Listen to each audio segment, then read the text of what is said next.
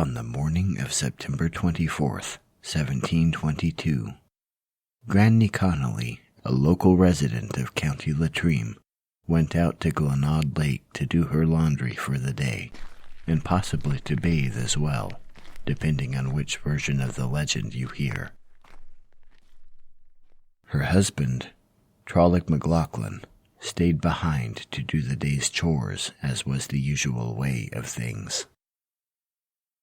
After a hard day's work, McLaughlin noticed that his wife still had not returned. Funny, he thought. I don't remember us having that much laundry this week.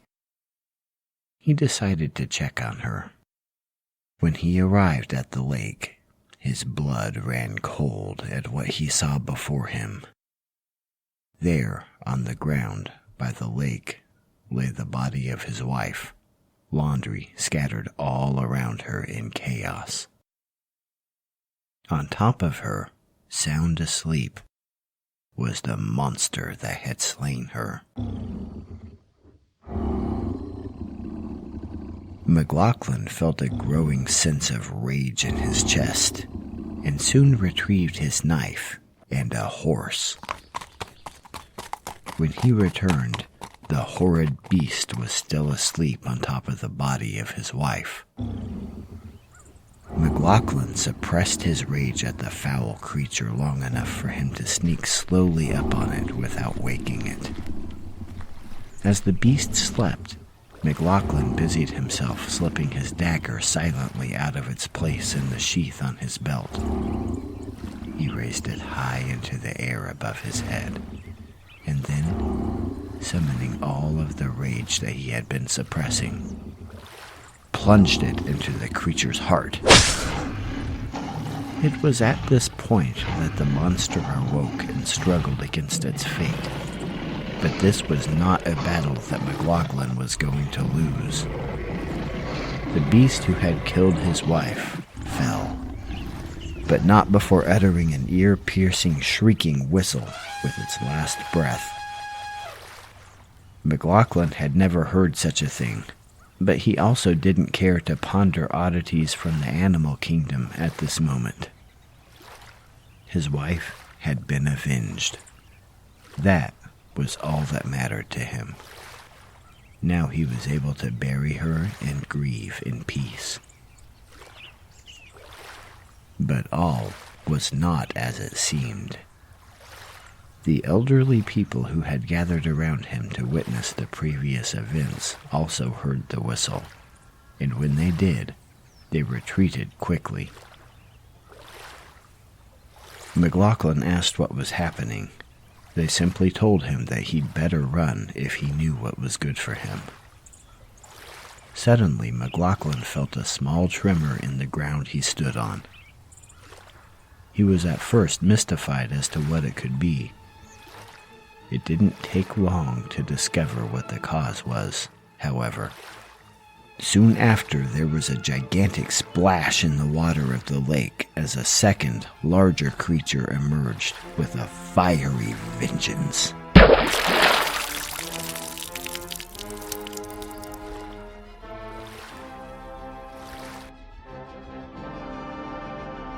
It was then, and only then, that he realized that the unearthly whistling he had heard was from the dying creature calling to its mate. It was at this point that McLaughlin decided to take the villagers' advice and run for the hills. He quickly mounted his trusty steed and took off at top speed with the beast in hot pursuit.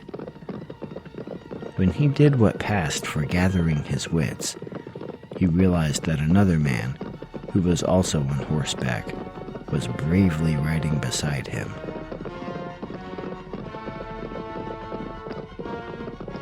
The men galloped along at full speed, listening to the terrifying thuds of the beast's steps just behind them, seemingly gaining ground by the second. This was a hopeless affair. Eventually, the horses would fail in their strength, and the beast would tear them apart. But the second man saw some old walls that they were fast approaching and came up with a plan. He told McLaughlin to follow his lead, and both riders quickly made their way to the doorway in the old walls. They parked their horses a long ways across the entrance, quickly dismounted, and stood behind them in the doorway, swords drawn. The beast was not far behind them, so they had to hurry. It quickly saw where they were and made a run towards them at full speed. It didn't slow down when once it arrived at the doorway. It simply slid under the horse's legs, which put it in a weakened position. Once it was in this position, the men raised their swords and removed the beast's head, killing it instantly. The monster of the lake, the Dobarchú, was dead. After the men had gathered their wits about them, they hauled both the dead beasts out to a field and disposed of the horrid things. A funeral service was later held for McLaughlin's wife, Granny Connolly, and she was laid to rest in peace. Ballads commemorating this event were to be found sung at festivals for years to come, and the account of these events have been passed down in legend from one generation to another for 3 centuries now. It is a truly ridiculous story.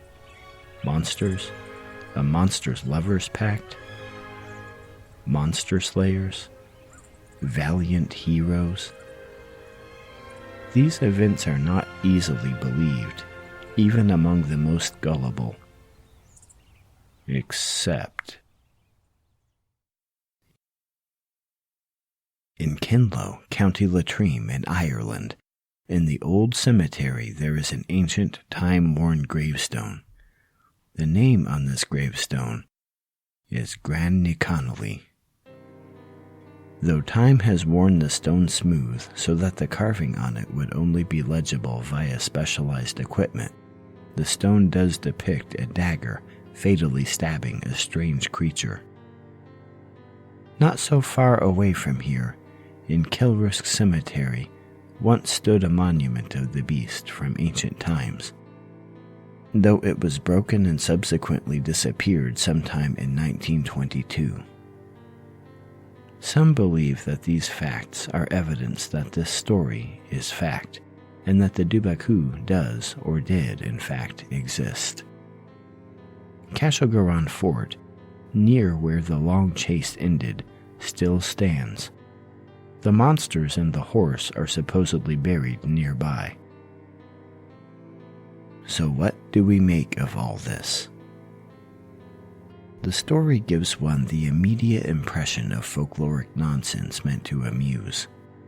Yet the gravestone, which has been sitting since the time in which these events are said to have occurred, is at least evidence that the story was believed at one time. If only there were other eyewitness accounts. The earliest account of the Dobarchú was given in 1684, a full 38 years before the death of Granny Connolly in this week's account. The account seemingly describes the same creature. In 1896, another account of note was given in the Journal of Royal Society of Antiquaries of Ireland, where one Miss Walkington described the creature as being, quote, half wolf dog, half fish, end quote. Responding to her some months later, Mr. H. Chichester Hart mentioned that he had heard talk of such a creature around the waters of Ireland, called the Dobarchú by locals. The word means, roughly, water hound or hound of the deep. It is known to be between 7 and 10 feet long. It is also called the Irish crocodile. It is understood to be quite aggressive and of ill temper. But reports didn't stop in 1874. One of the most recent sightings occurred in 2000, when artist Sean Corcoran and his wife were in Connemara, County Galway. While they were on Omni Island, they gazed out across the lake and saw a most unusual sight. They described it as a large dark creature with orange flippers, who, quote, swam the width of the lake from west to east in what seemed like a matter of a few seconds, end quote. They said it leapt onto a huge boulder, gave a most haunting screech, and disappeared into the water. Indeed, there does seem to be a steady flow of sightings, yet, as of now, this creature remains completely unknown in the realm of scientific inquiry. Does it exist? If you're ever in Ireland, take a stop in County Leitrim and gaze out at the water. You never know. Maybe the water will gaze back at you.